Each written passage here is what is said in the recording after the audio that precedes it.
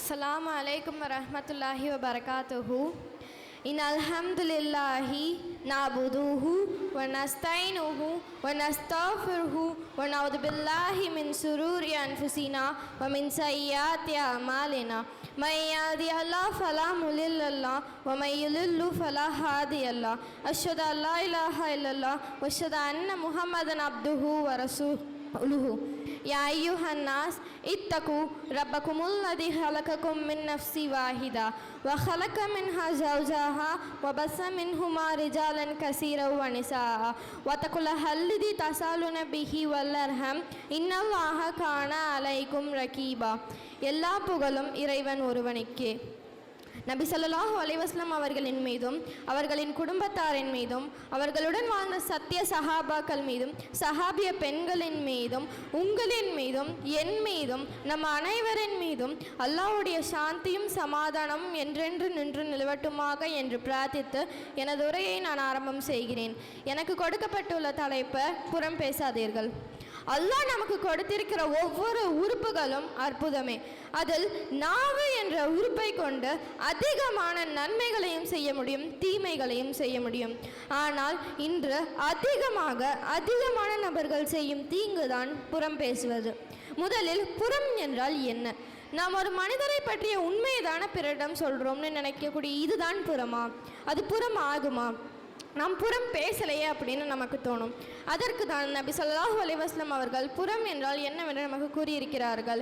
ஹதீஸ் முஸ்லிம் 5048 சொல்லப்பட்டிருக்கிறது. அபூ ஹுரைரா ரலி அவர்கள் கூறியதாவது, ஒரு முறை அல்லாஹ்வின் தூதர் ஸல்லல்லாஹு அலைஹி வஸல்லம் அவர்கள் எங்களிடம் புறம் என்றால் என்னவென்று கேட்டார்கள். அதற்கு மக்கள் அனைவரும் அல்லாஹ்வும் அவனுடைய தூதருமே நன்கறிந்தவர்கள் என்று பதிலளித்தனர். அதற்கு நபி ஸல்லல்லாஹு அலைஹி வஸல்லம் அவர்கள், நீர் சொல்லும் குறை உன் சகோதரிடம் இருந்தால் தான் நீர் அவரை பற்றி புறம் பேசினீராகும்.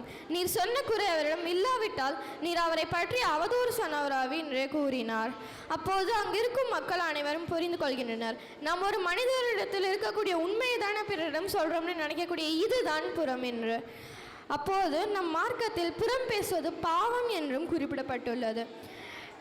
இன்னும் புறம் பேசினால் மறுமையில் நமக்கு கிடைக்கக்கூடிய தண்டனைகள் பற்றியும் சொல்லப்பட்டிருக்கிறது. செம்பாலான நகங்கள் மூலம் தங்களின் முகங்களையும் நெஞ்சையும் கீறி கொண்டிருப்பார்கள் இவ்வுலகில் புறம் பேசியவர்கள். அல்லாஹ் நம் அனைவரையும் காப்பானாக.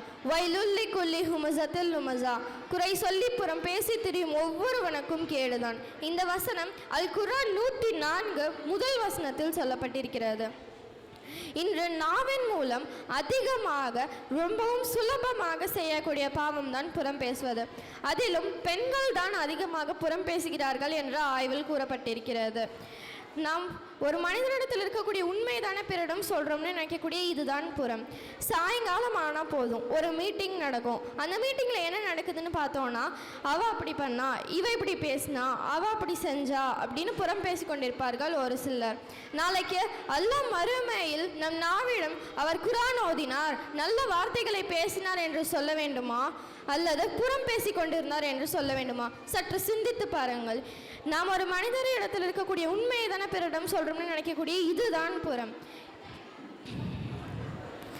எனவே புறம் பேசுவதை விட்டுவிட்டு நம் நாவின் மூலம் நன்மைகளை மட்டும் செய்ய அல்லாஹ் நமக்கு உதவி செய்வானாக என்று கூறி எனது உரையை நான் முடித்துக் கொள்கிறேன். வாகிர்தான் அல்ஹம்துலில்லாஹி ரப்பில் ஆலமீன். அஸ்ஸலாமு அலைக்கும் வரஹ்மத்துல்லாஹி வபரகாத்துஹு.